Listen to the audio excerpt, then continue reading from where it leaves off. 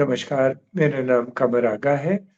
आज के इस पॉडकास्ट में हम बात करेंगे जो अभी आज से 1 दिन पहले चाइना के प्रेज़िडेंट ज़ी जिनपिंग की जो मीटिंग प्रेज़िडेंट जो बाइडेन जो अमेरिका के हैं, उनके साथ कैलिफ़ोर्निया में हुई।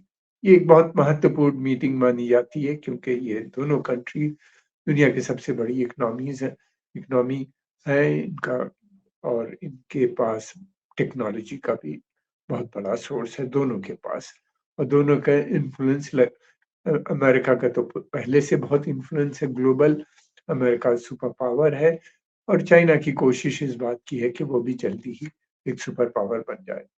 इकोनॉमिकली तो वो बन गए हैं, मिलिटरीली भी उनकी स्ट्रेंथ काफ़ी है, लेकिन अभी पूरी दुनिया में या विश्व के अंदर उनका वो दबदबा नहीं बन पाया है जो एक बड़ी पावर का होता है। मैं समझता हूँ उससे कहीं ज़्यादा भारत का है अ, इनका लेकिन इनकी कोशिश यही है, अलग-अलग प्लानिंग के थ्रू चाइना की कोशिश है कि वो एक सुपर पावर स्टेटस अचीव कर ले। दूसरी ये मीटिंग बहुत महत्वपूर्ण इस सेंस में है कि इसमें जो पहला मुद्दा था दोनों देशों के बीच में कि किसी भी सूरत से टेंशन कम होना चाहिए।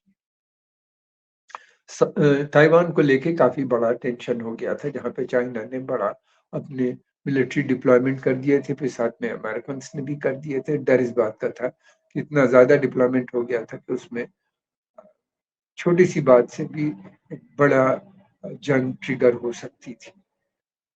अमेरिका चाहता है कि इस समय वहाँ पे जो है वो टेंशन कम होना चाहिए यानी दोनों सेनाएँ अपने को विथड्रॉ करें वहाँ से और बातचीत के माध्यम से मसले हल करें।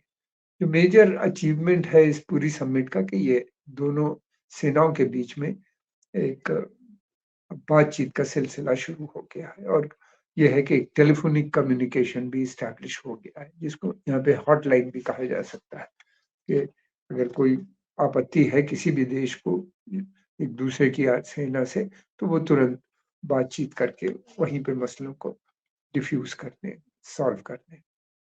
ये एक हुआ है और दूसरा एक बड़ा अचीवमेंट है जिसके चलते हुए अमेरिकन्स काफ़ी परेशान थे।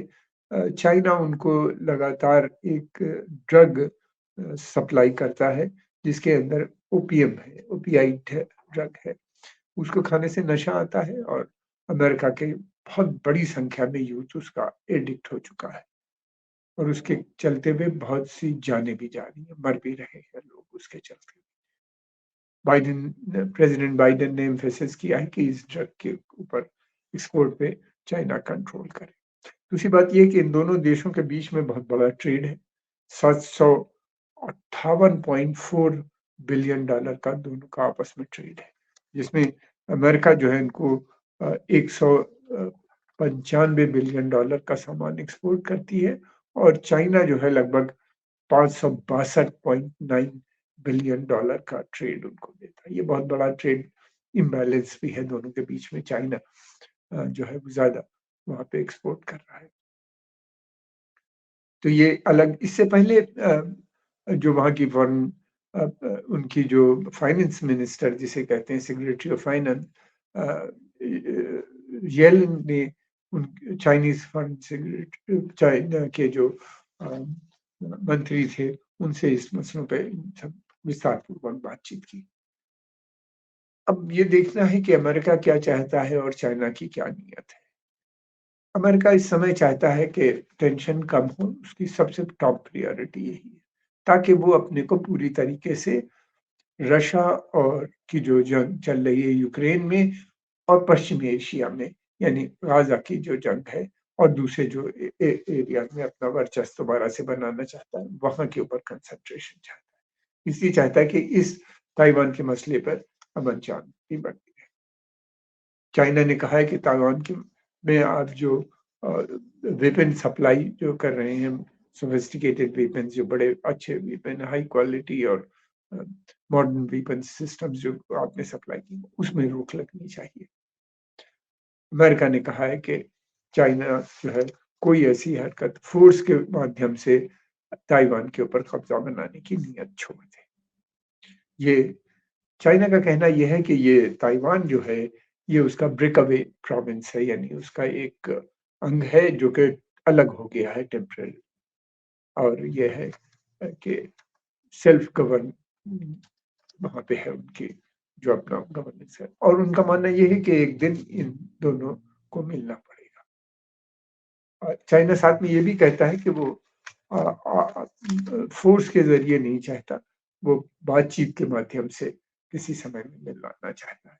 लेकिन वो साथ में ये भी कहता है कि अगर ज़रूरत पड़ी तो वो फ़ोर्स भी इस्तेमाल कर सकता है। यानी किसी भी सूरत में उसको इंडिपेंडेंट सॉवरेन स्टेट का दर्जा देने पे तैयार नहीं। वन चाइना पॉलिसी ये उसकी है, यानी दोनों एक ही चाइना का पार्ट है, और अधिकतर देश इस बात को मानते भी हैं। दूसरी बात ये भी है कि उनके बीच में और जो मसले हुए हैं उसके अंदर ये था कि अमेरिका चाहता है कि अमेरिका के इस समय बहुत नया डेट, उन्हीं ने नए बॉन्ड्स फेडरल रिजर्व्स ने निकाले हैं। अमेरिका चाहता है कि चाइना और दूसरे देश खरीदें, लेकिन बॉन्ड्स बिक नहीं रहे, लोग खरीद नहीं रहे।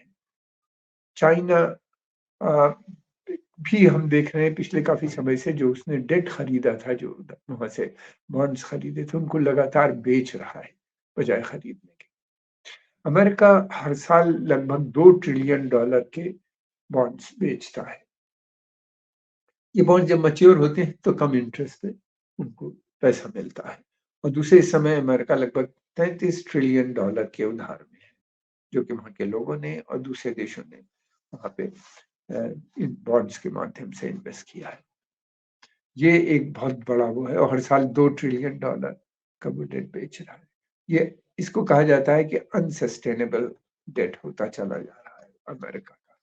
इसी की उसका कारण ये है कि अमेरिकन अपने खर्चों में, खासतौर से डिफेंस के अंदर कोई कोई अ, कटौती नहीं कर रहा है, और साथ में बल्कि बढ़ते चले जा रहे हैं। उसके 100 से भी अधिक मिलिट्री बेसेस हैं पूरी दुनिया में, उनका ह्यूज एक्सपेंडिचर है, और फिर डिफेंस परचेज़, और फिर अब जो यूक्रेन वॉर में वो लगभग $100 बिलियन यूक्रेन को दे चुका है। फिर अभी $16 बिलियन 14 से 16 के बीच में वो इज़राइल को देने का वायदा किया है, और बहुत से वेपन्स भी सप्लाई और अम्यूनिशन की भी सप्लाई लगातार जारी है।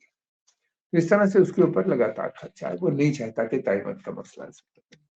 दूसरी बात ये भी है कि अमेरिका ने ये भी कहा है कि आर्टिफिशियल इंटेलिजेंस के ऊपर भी बात की गई है कि ये एआई खतरा है एक पूरी दुनिया को, और इसके ऊपर भी डिटेल डिस्कशन हुआ है, मगर कोई कंक्रीट नतीजा नहीं आया। चाइना ने आर्टिफिशियल इंटेलिजेंस के क्षेत्र में काफ़ी काम किया है और काफ़ी आगे भी आ गए हैं। दूसरे ये है कि इसके अलावा भी हम देख रहे हैं कि उनके डिफरेंसेस जो हैं सारे इश्यू पे बने हैं। चाहे वो ताइवान का मसला हो, या फिर उसके अलावा ये है कि वो एक सबसे बड़ी बात जो उनके ऊपर इस समय है, जो उसके ऊपर वो प्रेशर लगातार बना रहे हैं चाइना के ऊपर अमेरिकन्स, कि वो रशिया को वेपन सिस्टम्स या एम्यूनिशन सप्लाई ना करें। न और दूसरी बात ये है कि वो ये भी चाहते हैं कि चाइना जो है ना तो रशिया से और ना ही ईरान से तेल भी खरीदे। उनका मानना ये है कि वो सैंक्शन उसके ऊपर लगे हैं, और अमेरिका ने जो सैंक्शन लगाए हैं उसको वो चाहता है कि चाइना उसके ऊपर पालन करे उसका। लेकिन मैं नहीं समझता कि ऐसा संभव होगा। मैं क्या, कोई भी नहीं मानता। चाइना लगातार उनसे तेल खरीद रहा है क्योंकि सस्ता तेल उनको मिल रहा है, और ईरान से भी तेल खरीद रहा है। ये दोनों बड़े घनिष्ठ संबंध हैं इन दोनों के। फिर उसके अलावा इनका अ, जो एक और मसला है जिसके ऊपर काफ़ी डिफरेंसेस है, ब्रिक्स को लेके।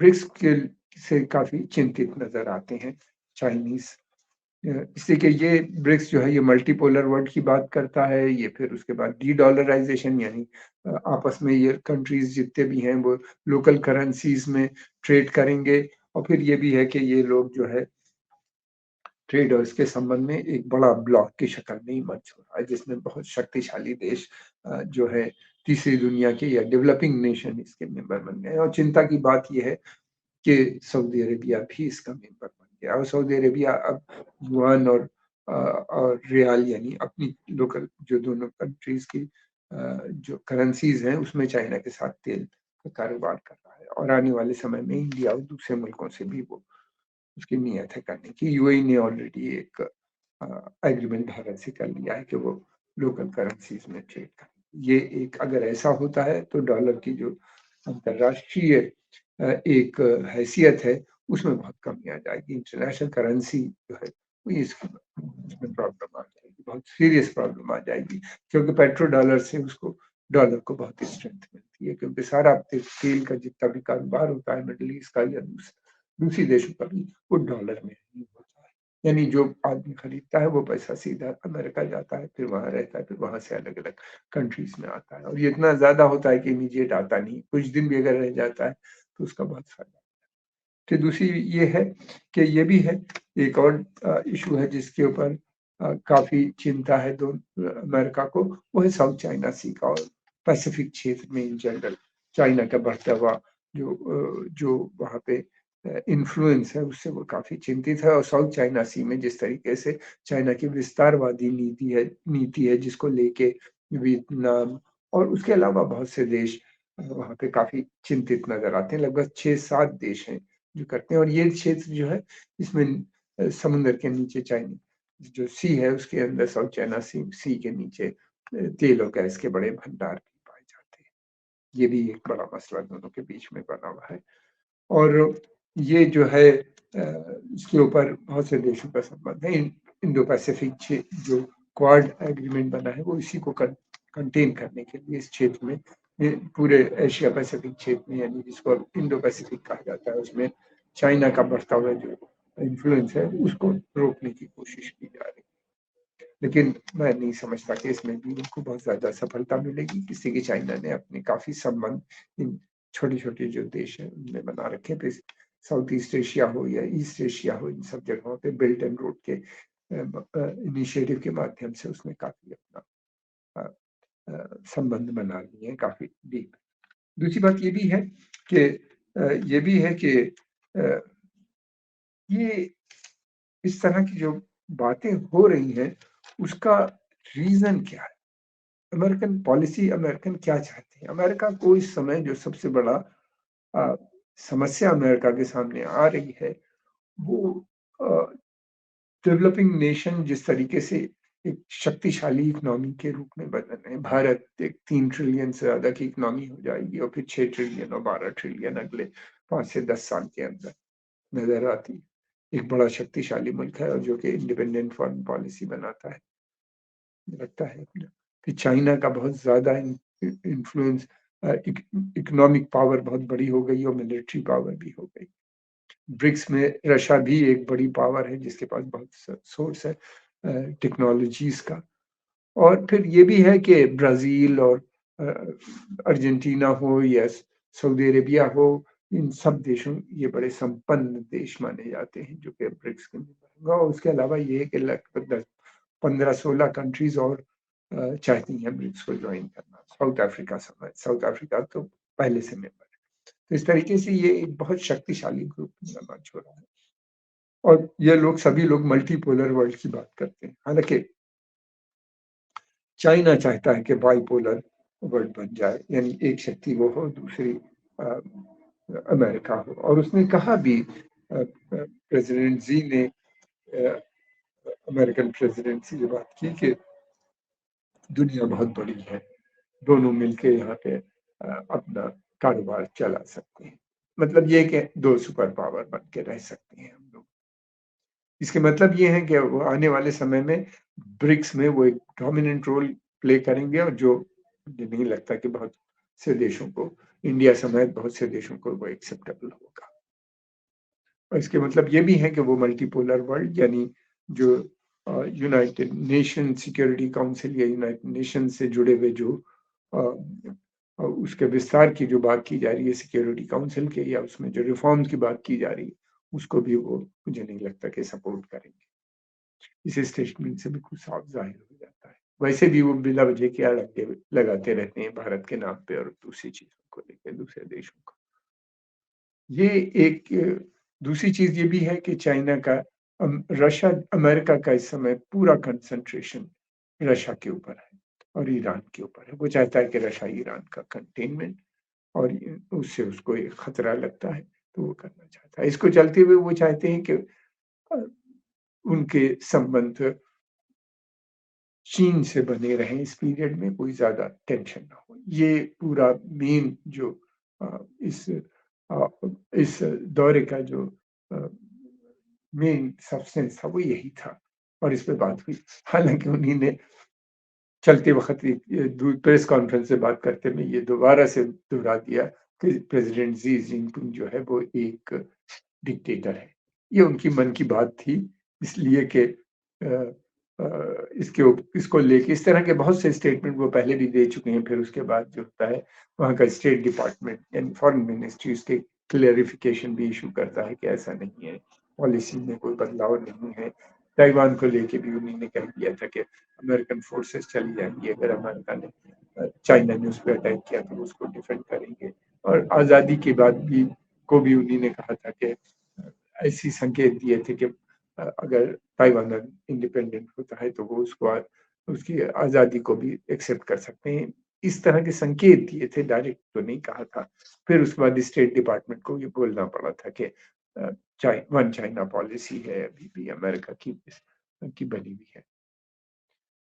ये है कि एक पहल हुई है, बातचीत चलती रहेगी, इन दोनों के बीच में टेंशन कम होने की संभावना आने वाले समय में लगती है। लेकिन ये कि मेजर इश्यूज़ पे चाहे वो कंप्यूटर चिप्स हो या सोफिस्टिकेटेड टेक्नोलॉजी जो ड्यूल यूज़ की है वो चाइना को सप्लाई करने में से वो उसका गुरेज़ कर रहा है अमेरिका उसको नहीं देने पे तैयार है ताकि उसके ट्रेड के ऊपर उसका डायरेक्ट असर पड़े।